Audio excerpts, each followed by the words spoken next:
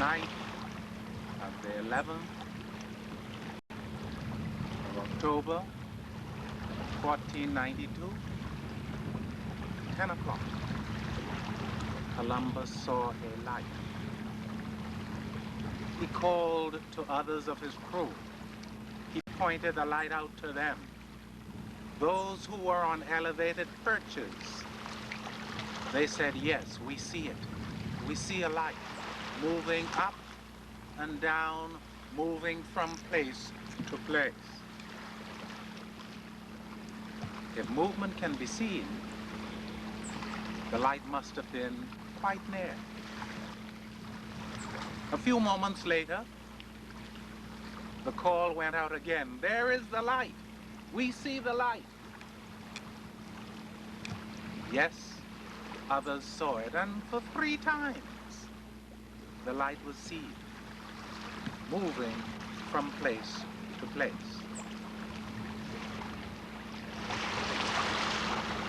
Four hours later, 6 miles in the distance, Columbus saw a land. What land was this? What about the light he saw? That land that he saw 6 miles in the distance was Cat Island. That area was this area. Out there is where it happened. Out there is where the great adventurer made his landfall on the 12th of October, 1492. It was along these shores that he would have seen the Indians. He spoke of them as a comely people. He spoke of them as being painted, as calling to him to come ashore, bringing him water. It was on these shores that took place. Columbus came in to this general area. He could not get in to the bay because of the reefs. There they are, a line of reefs spreading for miles, preventing the great admiral from coming in. He stayed beyond the reefs. He used his longboats to come in, to deal, to meet with. And somewhere along this coast, somewhere along this line here, he planted a cross in honor of his deliverance, celebrating his deliverance, somewhere along these shores. On the 29th September 1989, a research paper entitled Columbus's and Salvador was delivered at a meeting of the Bahamas Historical Society. Thank you very much, Madam President of the Bahamas Historical Society, members, officers of this very vital organization, distinguished guests, ladies and gentlemen. I must crave your indulgence because on Thursday evenings would be lecturing at this moment, a little later than this, in mathematics, and I said to my math class, you be there to hear me lecture on another topic. And they said, we'll be there if you introduce us. So do forgive me. It also gives me an opportunity to take the register, you see. If I ask them, thank you so much. If I ask the mathematics class, they're doing degree maths with me, to please stand, have your register taken now, please. Stand if you were here.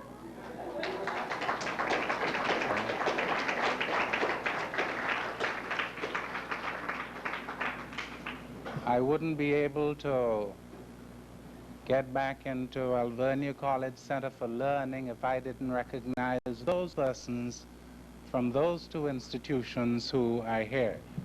Could you stand now, please? Anyone from Center for Learning, Alvernia College? Okay.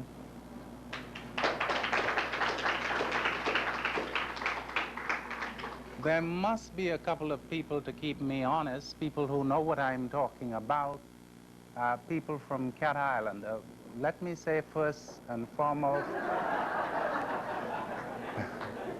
and I got a secret to tell you, they're all relatives, relatives of mine. I'm a mathematician. And when I started 11 years ago researching one particular topic, I had no idea that this evening I'd be standing and talking to you. I have an admission to make. 11 years ago, I had absolutely no interest in history, none whatsoever. At that time, I was principal of the government high school, and my grandmother, Eris Moncur, said to me that she wanted to see her grandfather's will. Now, when I recount this story, a lot of my students ask me, is your grandmother still alive? And I don't quite know how to take that. I think they're saying that if I'm as old as I am, my forebears should all be gone. But my grandmother said to me, come, take me to the registry on the top of East Street Hill. I want to see my grandfather's will. And I did it. And we got in the registry building, the new registry building on the top of East Street Hill, and we asked the clerk for the will of John Seymour of Knowles's Cat Island. And the young lady looked and looked, and she came back and she shook her head and she said, I'm sorry, there's no will registered in John Seymour Knowles's Cat Island here. Just then my grandmother, in her favorite way, in an inimitable way, said, these young people, they never take the chance to learn their job. I know that that will has been registered. So young lady, if you were to look hard enough, you're going to find that will. The young lady, beautiful, very mannerly, she searched, but then the result was the same. And there was a Mr. Smith, a spry gentleman who was doing research at that time, and he said, Mr. Moncur, I heard your request. And if you want that will, you'd better ask for John Seymour Knowles's and Salvador.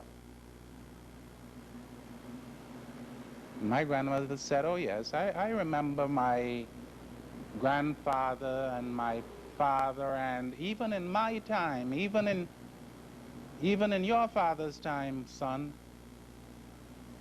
Cat Island was called San Salvador. So we asked for the will, and just like that, the clerk found it. And I started thinking, now here's a mathematician who for the first time is going to get himself involved with what I thought was the dead subject of history. We got 2 copies of the will. I wanted to keep one. My grandmother, she wanted one. We went away, she was satisfied. But this whole thing intrigued me. How could I, who was born on Cat Island, how could my grandmother, who never went to San Salvador, how could her father, who never went to San Salvador, be making wills and heading at San Salvador?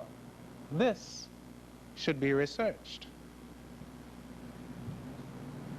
And so I went to the archives, I went to the archives, and there I discovered, yes, Cat Island was called San Salvador. And as I started asking the older people on Cat Island, oh, they started regaling, hey, don't you know Cat Island is the true San Salvador?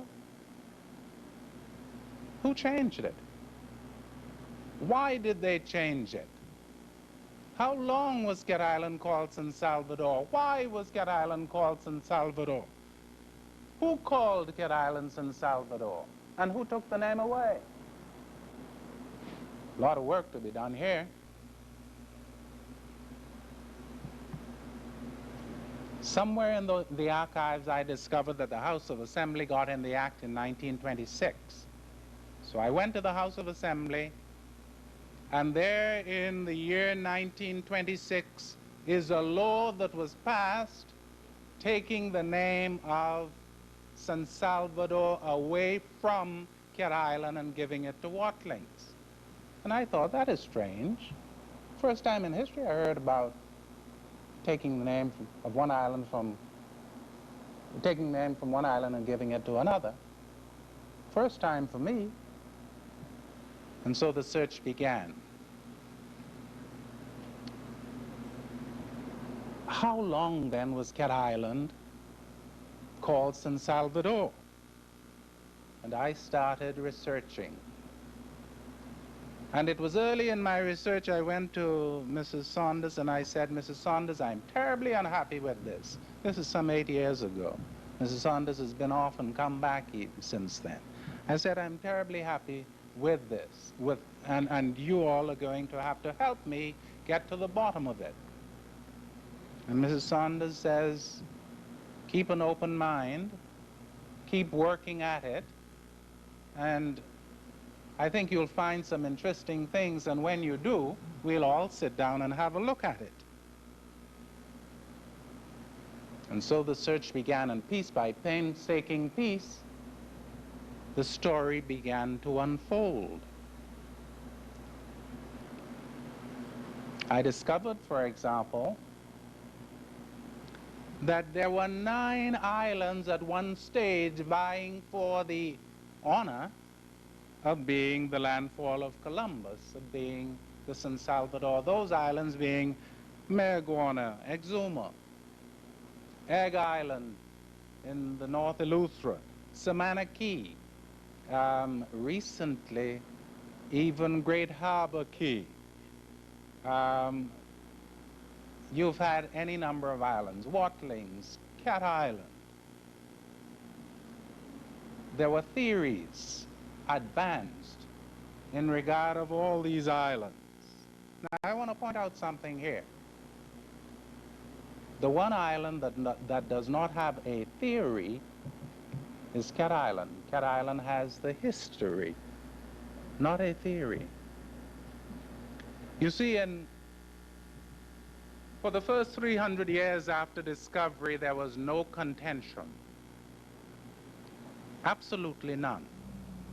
For the first 300 years after discovery, Cat Island was known officially and appears in all Bahamian records as San Salvador.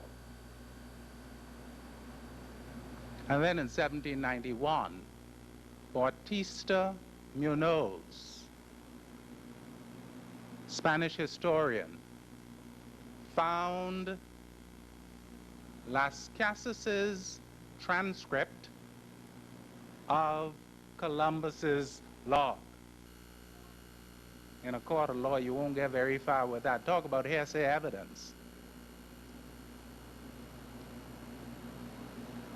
They say it was an imperfect copy even. But for 300 years, no contention. Cat Island was it. But when Munoz, the Spanish historian, read that, he said, he was the first person, he said, you know, this does not fit Cat Island. Munoz, he started it. He said, this does not fit Cat Island. Here's what Munoz said. Columbus, in speaking about his inshore work, said he left to go northeast. He left on a heading northeast, inshore work. Munoz said Cat Island lay northwest. So you cannot go northwest along, you cannot go northeast along Cat Island. I submit to you that having studied very carefully Columbus's log, or the transcript of it, having read what Munoz said, having spent hundreds, thousands of hours poring over this, I say that Munoz's contention amounts to someone saying because New Providence runs in an east-west direction, you cannot, on the island of New Providence or anywhere in the region of New Providence, you can't go in any other direction. In other words, you can't go north in New Providence. Of course, that's not true. Munoz did not know, obviously did not know Cat Island. I will show you, I have got this screen behind me this evening. And on this screen, I will show you in the most graphic detail Munoz's error. There's no record of him even having been to Cat Island, and he was pontificating about what could be, and so simplistic. If the island goes east and west, in the region of the island you can't go north and south.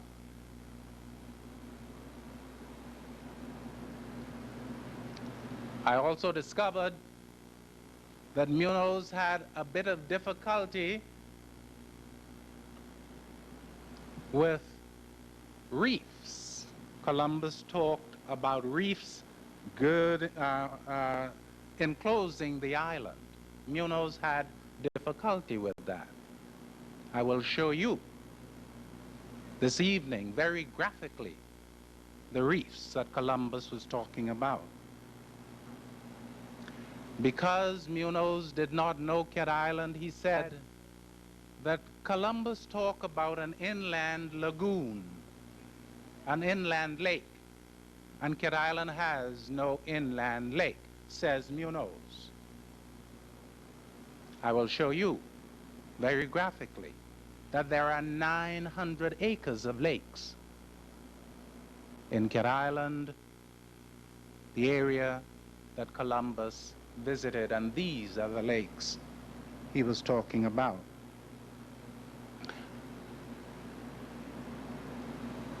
There are several translations of Columbus's diary, modern and ancient. And in most of these translations, Columbus speaks of two bodies of water: a reef harbor, inside the reef, calm water, and a harbor. The word "and" is significant here, specifying two things. I will show you what is being spoken about in a very graphic way.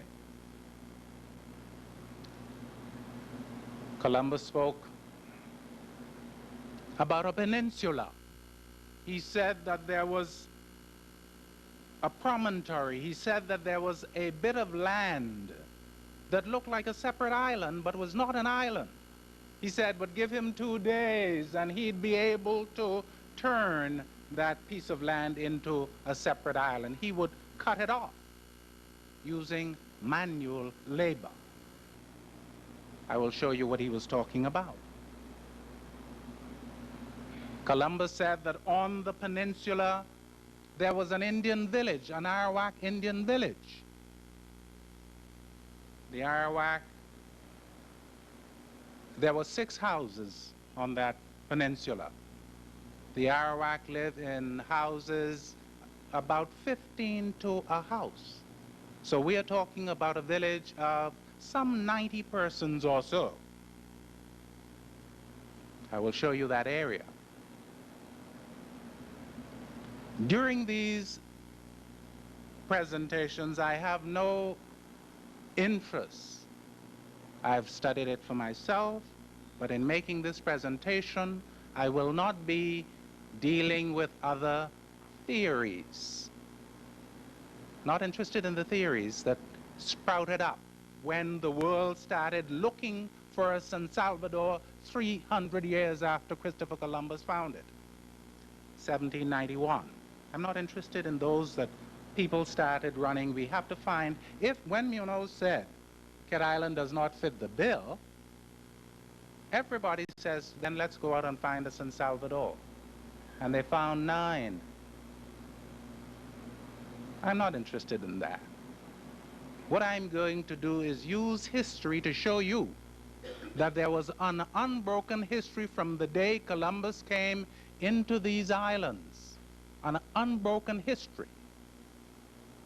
We're going to explode a couple of myths here.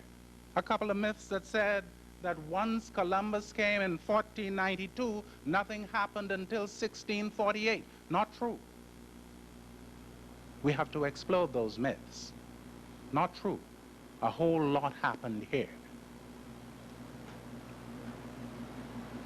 The geography fits perfectly. The history fits perfectly.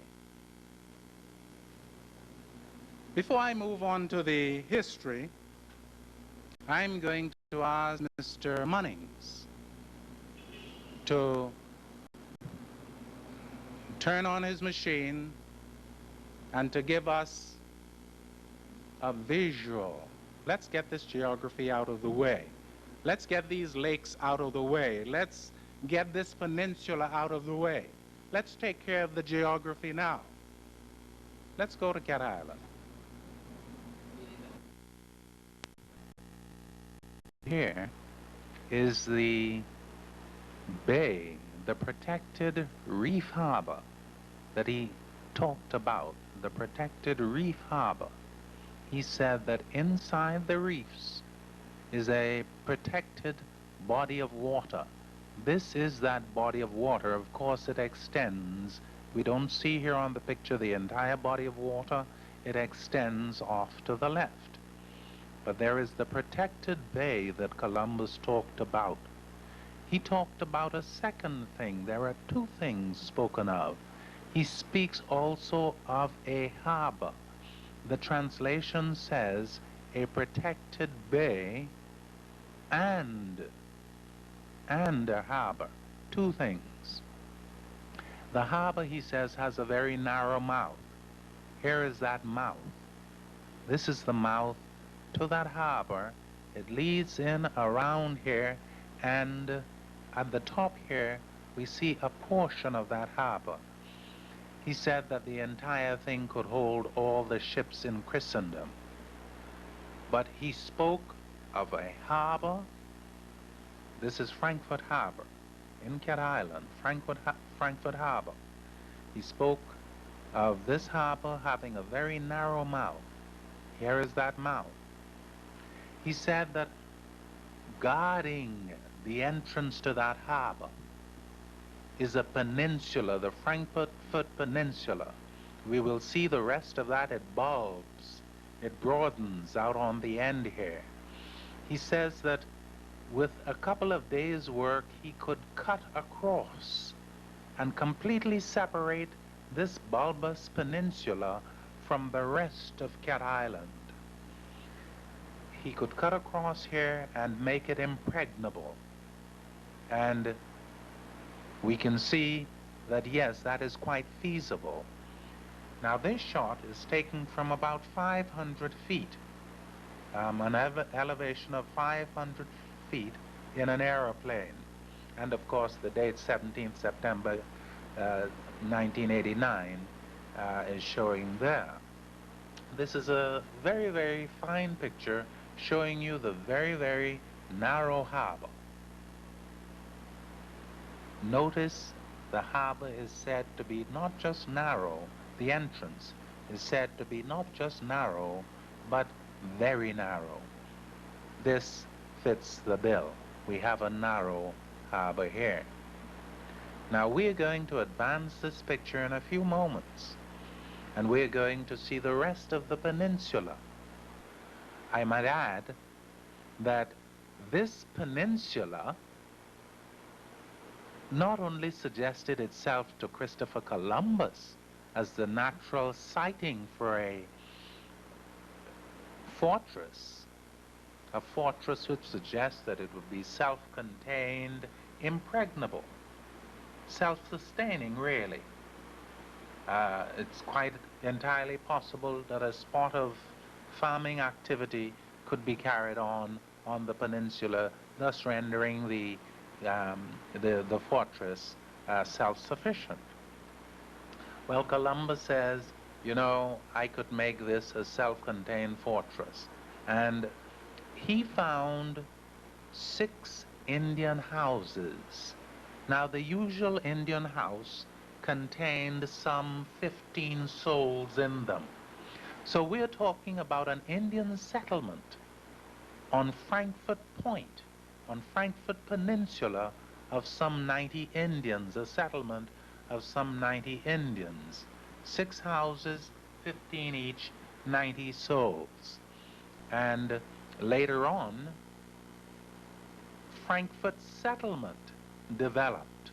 Once the Indians had moved off for a couple of 100 years, Frankfurt settlement developed. At the moment, the Cutlass Bay Club is on that point. So we have 3 different periods in history when the natural lay of the land for a settlement or for some human activity has suggested itself. We'll now advance this picture.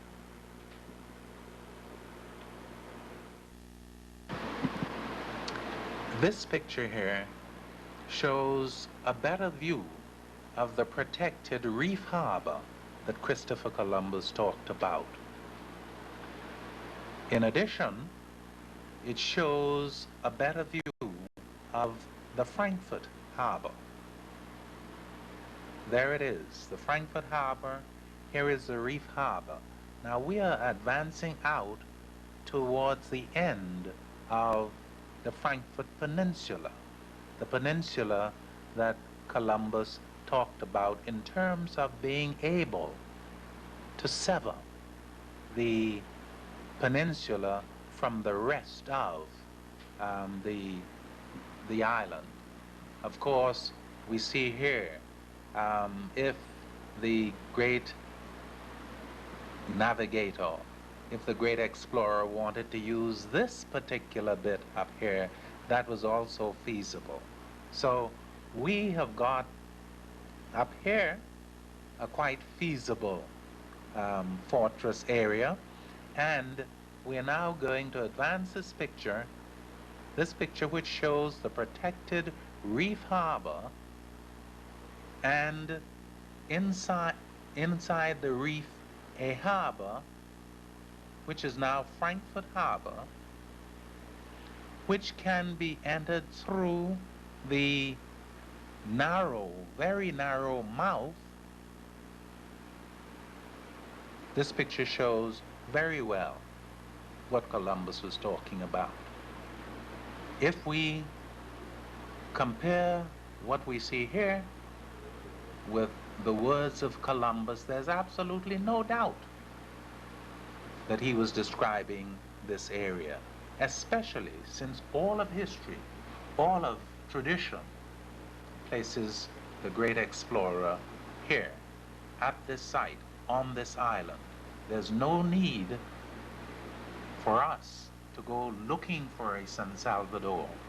There was absolutely no need in 1791, 300 years after discovery, for Bautista Munoz, the Spanish historian, to go looking for San Salvador. Here it is. Here it remains. Here it always was.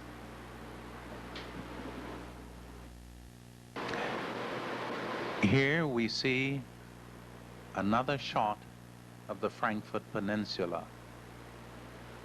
The narrow neck of the peninsula is now bulbing out into what Columbus described as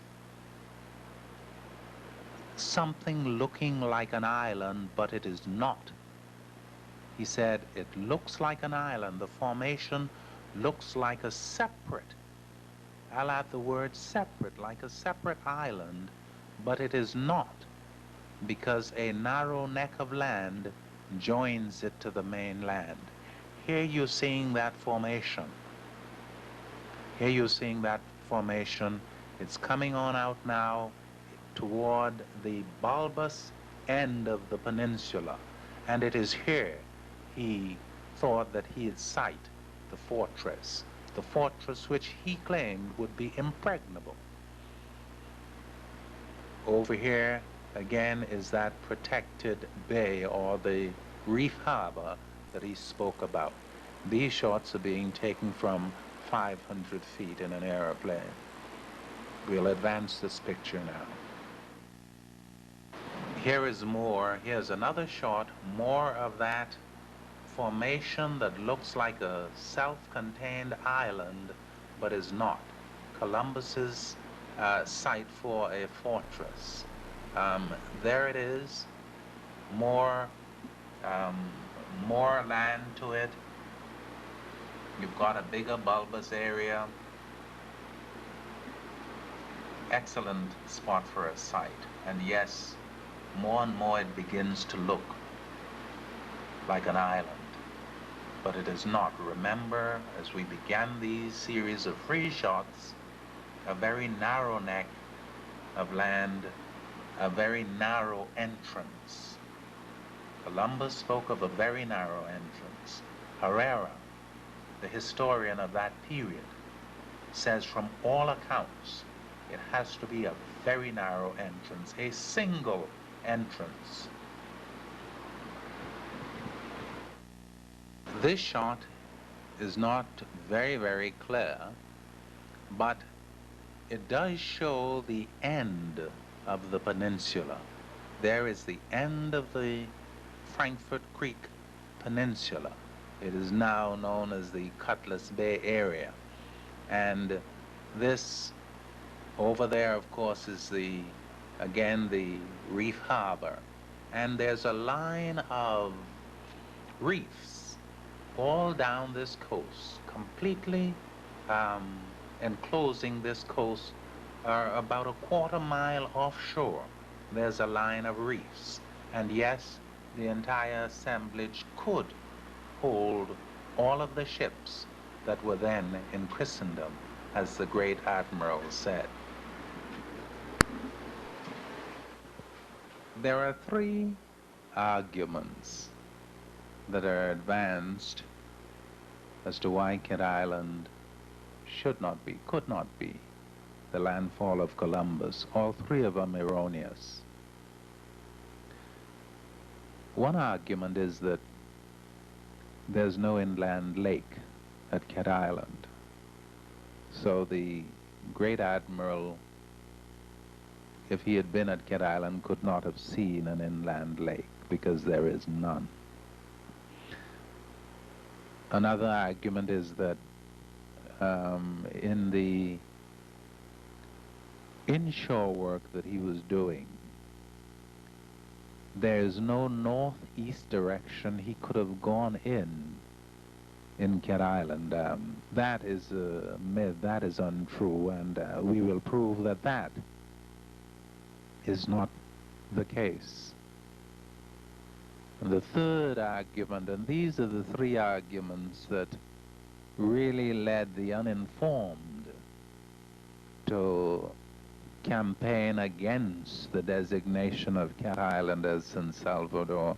And that argument was the direction he took when he left the island. Well, right now let's deal with the first one of those myths and explode it. That myth says that there is no inland lake. There are 900 acres of inland lake in Cat Island. 900 acres of inland lake seen by Christopher Columbus. And from our vantage point, 500 feet in the air on an airplane, we now share that view with you. This is the beginning of Gambier Lake, also known as the Great Lake. Here is now the rest of it.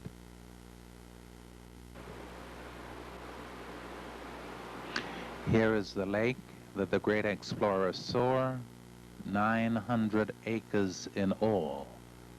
900 acres of inland lake, which proves that Columbus's diary about the lakes, the inland lake at Cat Island, is true.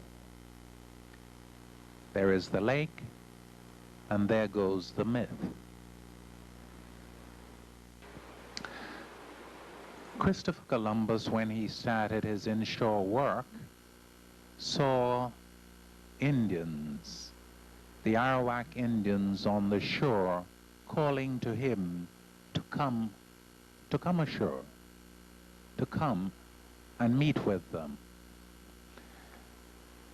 He indicated that he resisted doing this because he was afraid of the reefs. He was afraid to get inside the reefs. He spoke of a line of reefs all along the coast, which would prevent him, or which would be a hazard to his longboats. These are the longboats now in which he did his inshore work. And he feared for the safety of his longboats, of his rowboats.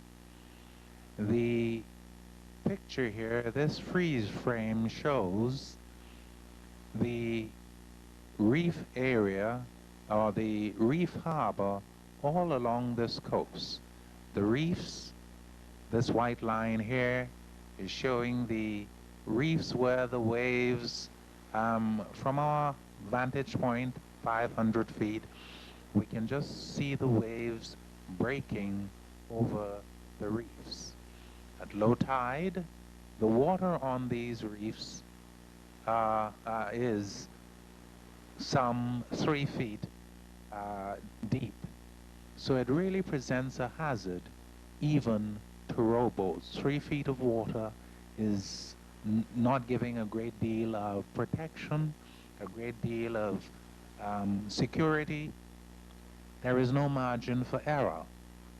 So Columbus decided it was not safe for him to take his longboats, his rowboats, across these reefs and go ashore and greet the Indians. The Indians swam out to him.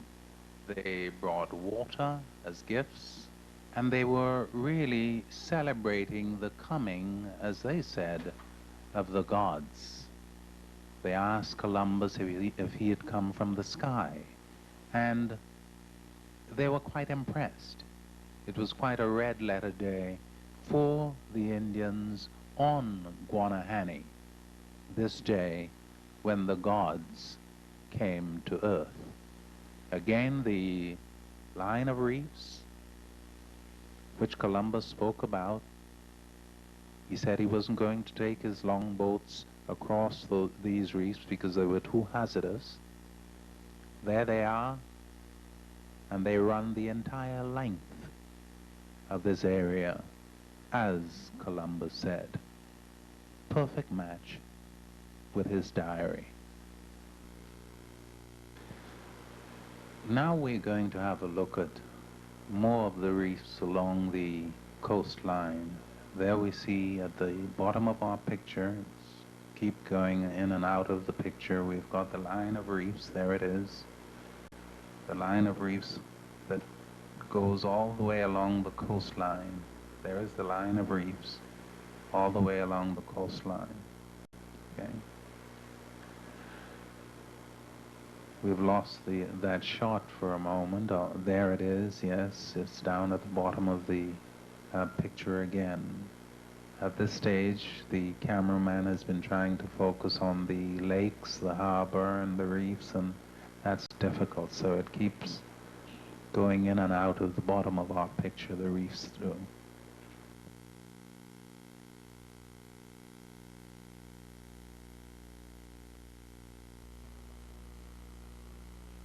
This is a land-based shot of the reefs bordering the area into which Christopher Columbus came. The demarcation formed by the reef between the reef harbor and the sea beyond is quite distinct. There's a green color to the harbor and there's blue beyond the reefs. It's an excellent example of the line of reefs that the great explorer talked about. This was taken on a sunnier day, a little later than the first picture.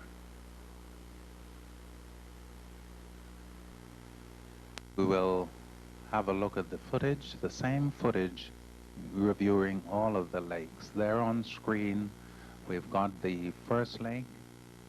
We're coming up to the end of that lake in a few moments. There is the end of that lake. Now we continue this frame. There's a small pond there.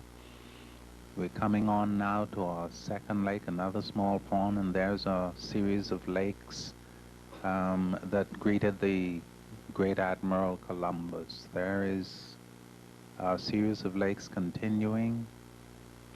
We've got more lakes. We're going along more lakes. The lakes of Cat Island seen by Christopher Columbus.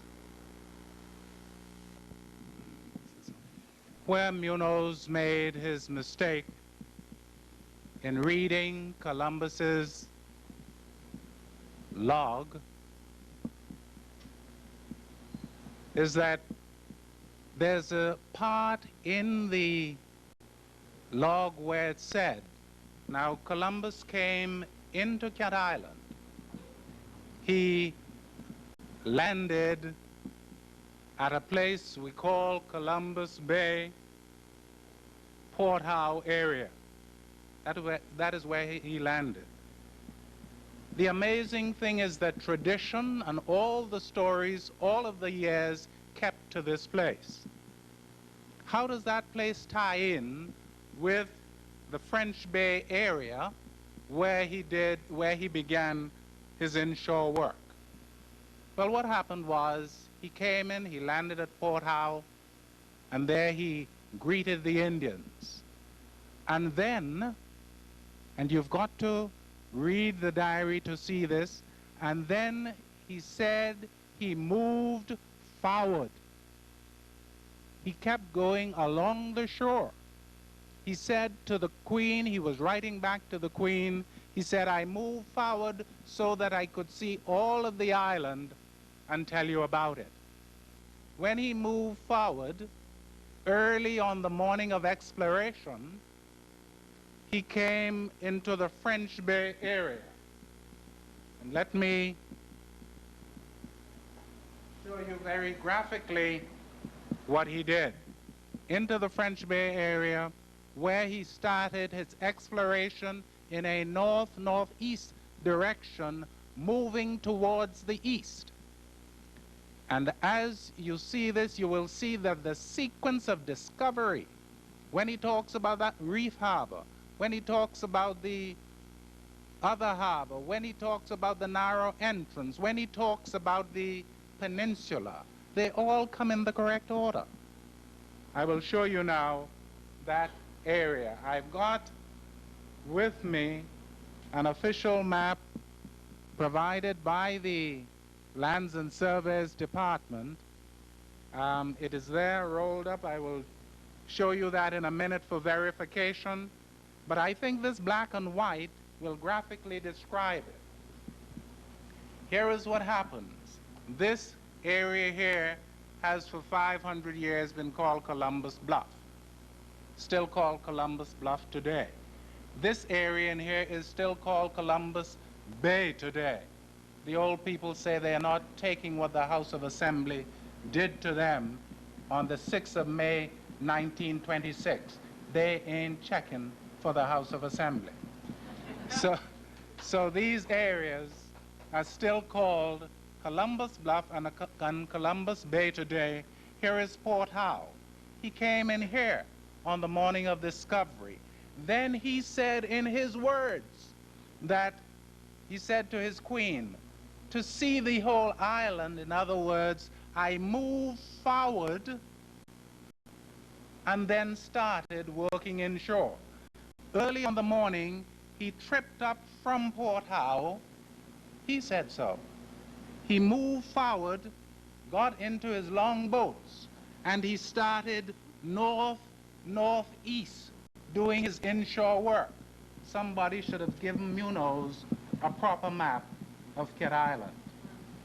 This is the northeast direction, and if he is going to go and discover all this, the only direction he could go in is northeast. This is the area he came to. His words, I moved forward, O Queen, this morning so that I could see all of it and tell you about it. He moved northeast, according to his words, into the reef harbor. He described the reef harbor all along here. This is the harbor of Springfield Bay.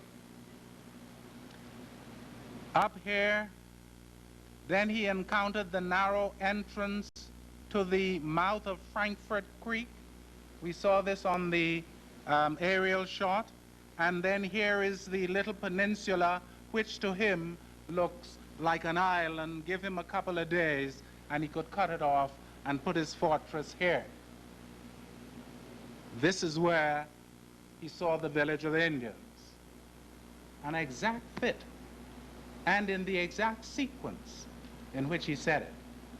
If Munoz only had a Lands and Surveys map, we wouldn't have been even discussing this today, because the Lands and Surveys map shows the entire thing as he said it. But the key to this is Columbus said, Queen, to tell you about all the island, this morning before daybreak, I moved forward and started my inshore work. Now he did about 6 miles, that's the distance in here, because early that afternoon he went back to his ship, secured his longboats, and he sailed away for the next island. An exact fit. Okay? That's the geography. And that is what, it was the geography that did Cat Island in, so to speak. Now we've gotten that out of the way. 900 acres of lakes. So Munoz cannot say that there are not lakes on Cat Island. We've got the reef harbor. All along here there are reefs. He moved forward to start his exploration in a north-northeast direction. Columbus's words. Columbus's words. Now this is something that could be studied in detail. This was done to give you a very visual and vivid view.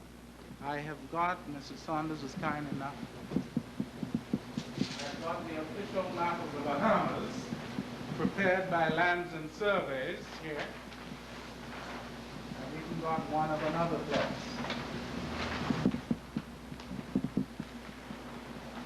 This is from the Land and Surveys Department.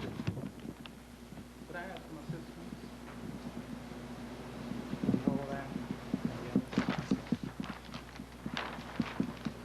Here is the north direction. This line here points north. If you observe closely, since he began his inshore work at Devil's Point, he had to travel northeast. He said he was going towards the east. So he had to go northeast along the shore, because this is east over here, we all know that. And he said there's a reef harbor, and inside of that there's another. We saw the Frankfurt Creek. This is Springfield Bay, the reef harbor he talked about, a narrow entrance leading into Frankfurt Creek. And I stress again, the word "and" is used. Two things he spoke about: calm waters within the reef and the harbor. Okay? Here are the two things. Narrow entrance. Herrera says it has to be strategic. The peninsula has to be guarding the mouth. There is the mouth, there is the peninsula. Now, I've seen other places where the mouth is on the east, and 9 miles on the other side is supposed to be a peninsula. That does not fit the bill of Herrera, the historian of that period, where he said it must be strategic. Put your harbor entrance 9 miles away from my ship, and I don't think your cannon is going to cause me any difficulty. So this is the official map here, all right? Exploding the myth of not going northeast. Let's quickly look at the history, because the geography fits. I can tell you that the other point that they advance as far as geography is concerned to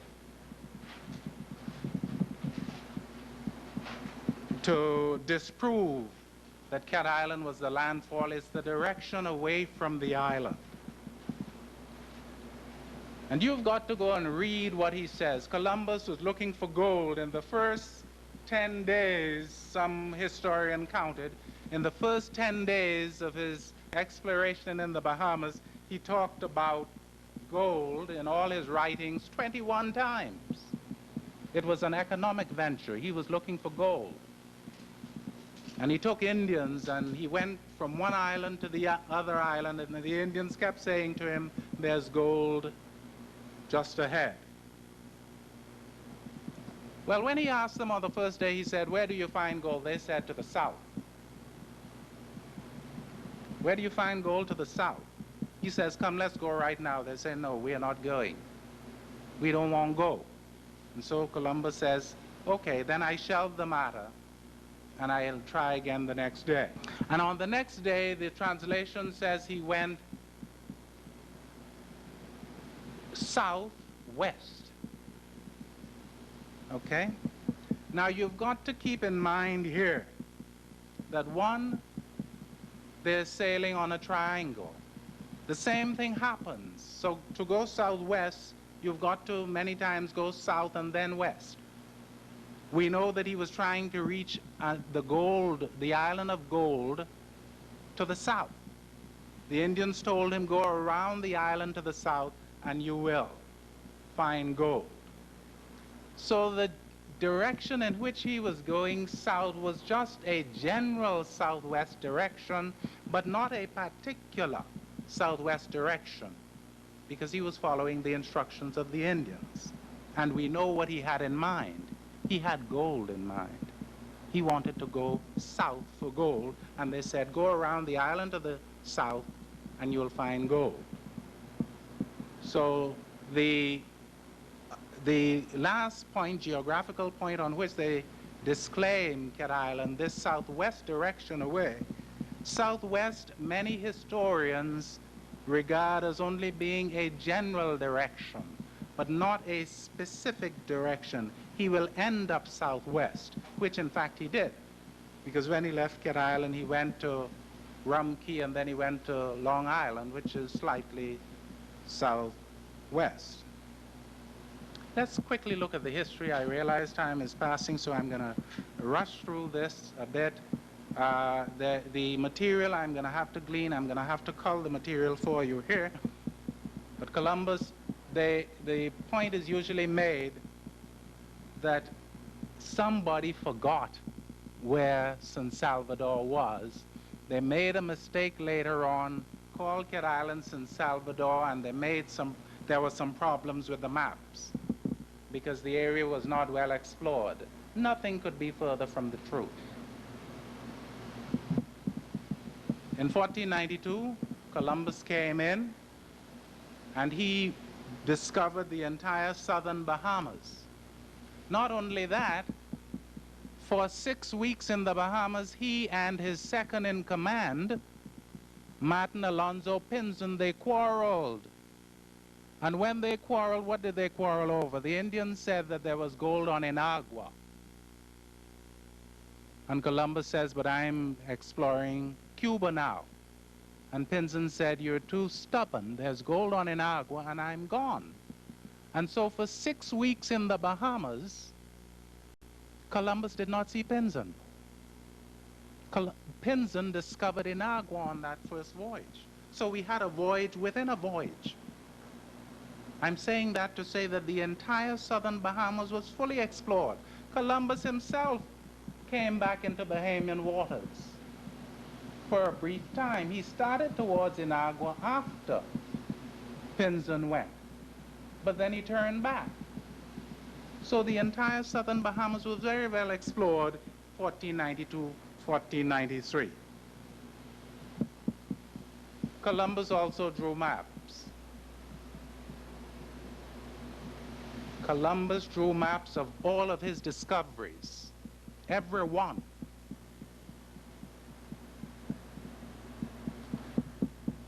In 1514, after Columbus died, the Spanish government quarreled with his heirs, and some hearings were initiated in Spain. And in these hearings, evidence was led that Columbus drew maps of every one of his discoveries.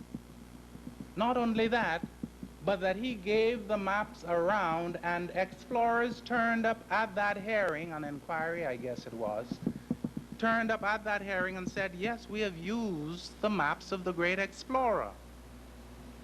It was only later on, as more exploration was done, that Columbus's maps were discarded, but his map of northern Hispaniola is still in existence today. Don't forget, Columbus was a map maker from a family of map makers. Do you think that the people who were in this official Spanish inquiry would be lying that he made a map? That's the man's profession. He made maps. And we have historical evidence says that every one of the explorers who came in, the minor explorers, who came in after Columbus used his maps. Now I suggest to you that if they were using Columbus's maps, that's why the majority of them came on a line to San Salvador. Not only that, if they then turn around and call a particular island San Salvador, they got it from Columbus's maps. This was led in the pleadings. He drew the maps that they followed. Talk about activity in the Bahamas. The Spaniards were boasting in 1513 that by 1513, some 20 years after discovery, they had already explored 406 Bahamian islands fully. That was the Spanish boast. 406 islands had already been explored in the Bahamas fully in 20 years' time. Of course, we know that in 1513, Ponce de Leon began in Puerto Rico, sailed right up Turks and Caicos and all the islands, went into San Salvador, Cat Island, where he did repairs to his ships, and then he went on past Abaco, discovered Florida, went on down past the Florida Keys, went into Cuba, went around to the eastern side of Florida, came back around, passed into the northern Bahamas, where he went to Memory Rock, the island of the old lady, where there was one old lady, and he said to the old lady, "Where's Bimini?" And the old lady said, "Old Indian lady." She said, "Go straight south, young man." So he left and he started south. When he got a couple of miles in the ocean, he said, "This sea is too rough," and he turned southeast. So Pinzon did not find Bimini. He went back into some of the lower islands, and then he told Ortubia and Alominus, his second and third in command, he said to them, "I'm going back to Puerto Rico. You go and find Bimini for me and the Fountain of Youth." These two gentlemen went straight back to Memory Rock, the island of the old lady. They said to the old lady, "We didn't find the Fountain of Youth. We didn't find Bimini." The old lady said, "I told you to go straight south." She said, "Look, take me on this boat, let me show you." She went straight south and she took them to Bimini. That's how they found Bimini. A good case of how well even the ladies in the Arawak, among the Arawak Indians, knew navigation. You have got any number of activities taking place.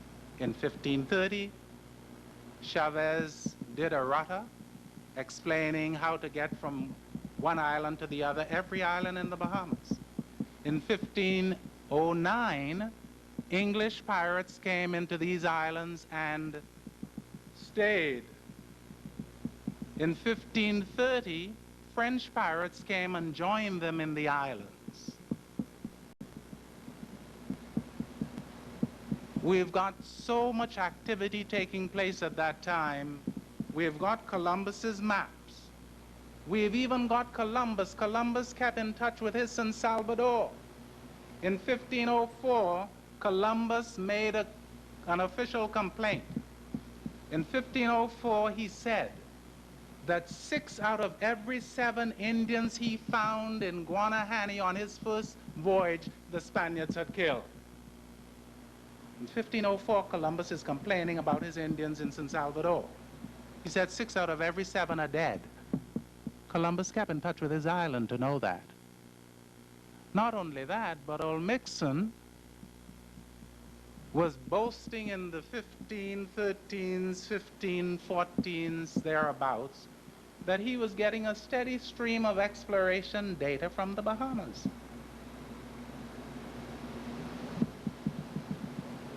With all that activity here, nothing was lost. The Indians were still here. The Indians who knew every island by name and who took Columbus from one to the other, they were still here. And then later on, when we got into the governors, Wood Rogers turned up, and Wood Rogers said Cat Island is the landfall of Christopher Columbus. He said, and I'm going to make my home there. Unfortunately, he died before he could do that. But that is what he said. Incidentally, Wood Rogers went on, hold on to your seats, friends. Wood Rogers went on to say that Cat Island was the only island settled by the Spaniards. And he described the island. He described the settlement. As a matter of fact, before Woods Rogers did that, Las Casas described the settlement on Cat Island. Later on, you had David McKinnon in 1802, who described the Spanish settlement on Cat Island. I suggest to you that the Spanish settled one island in these Bahamas as a memorial to that great event. Of course, right now you've got thousands of documents in the registry saying Knowles' San Salvador, the Bites San Salvador, Dumfries San Salvador. I've got lots of it on tape, but I've run out of time, and I'm on borrowed time here. I've got lots of tapes. with people reading their documents saying Noses San Salvador, 1916. The Bahamas Island, San Salvador. To all to whom these presents shall come, be seen, made known, or may in any wise concern. Greetings. I, W. C. B. Stevenson, Commissioner of the District of the Bight, San Salvador, do hereby certify that Island, and we're having a further look at the San Salvador question. And I'm meeting with Mr. McKinney here at the Bayside and New Bight. Mr. McKinney, what is your full name? Ishmael McKinney. Ishmael McKinney. Right. How old are you?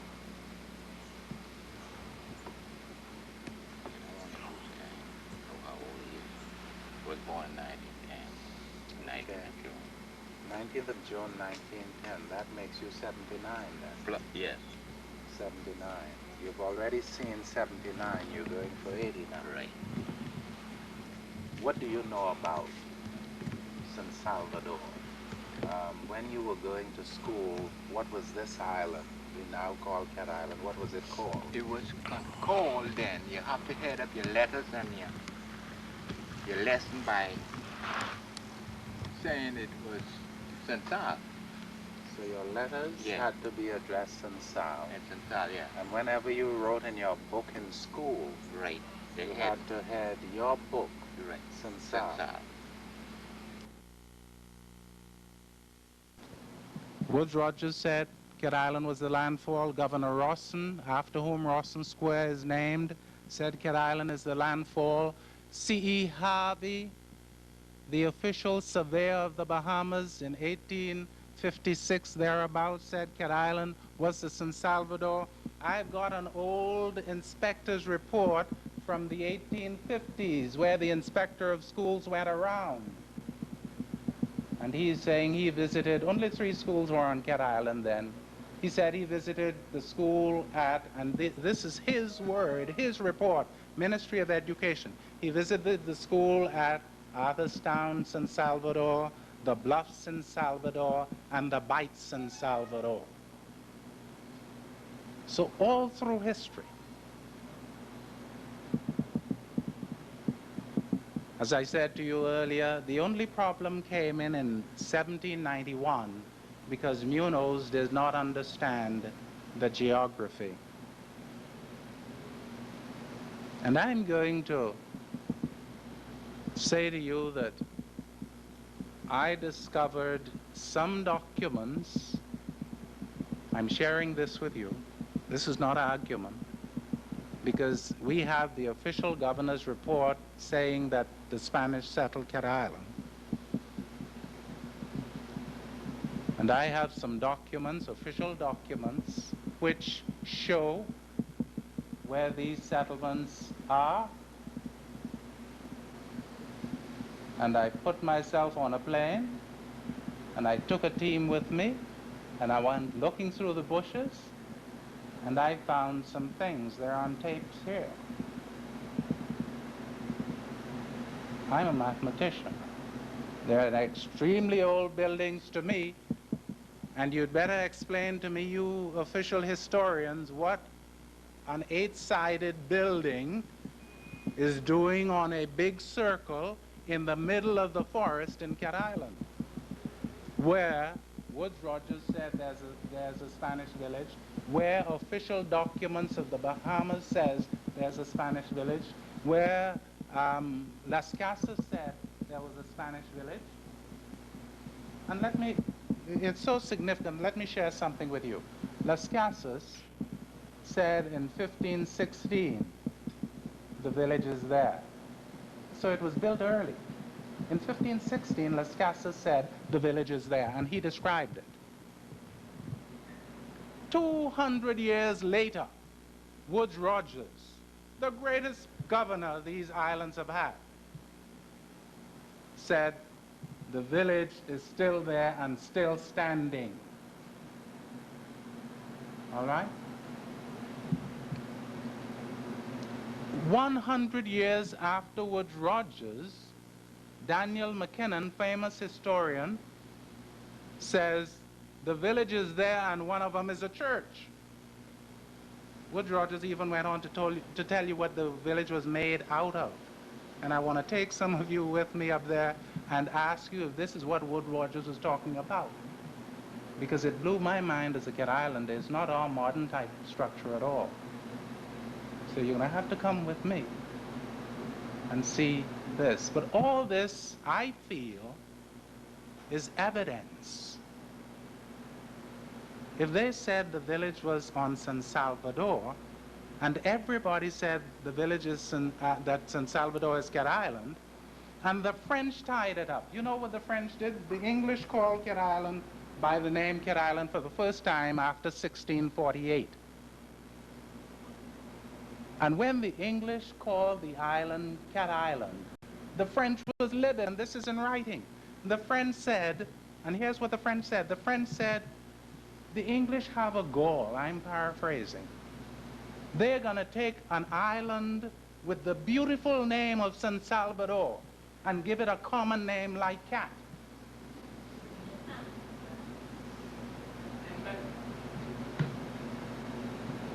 And historians also tell us, and I wish I could share with you the stuff I have on this, but I really was faced with how much you could get into half an hour. I'm sorry, I'm going to hush up now.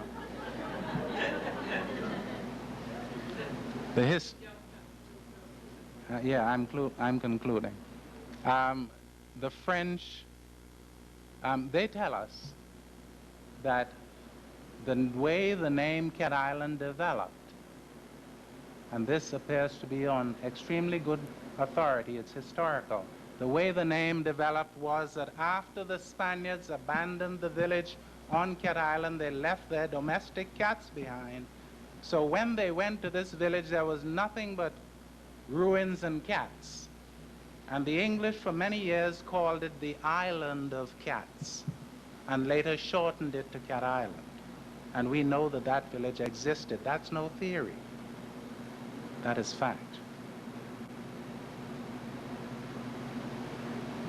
Thanks for listening to me. I'm just breaking here in the middle because there's too much.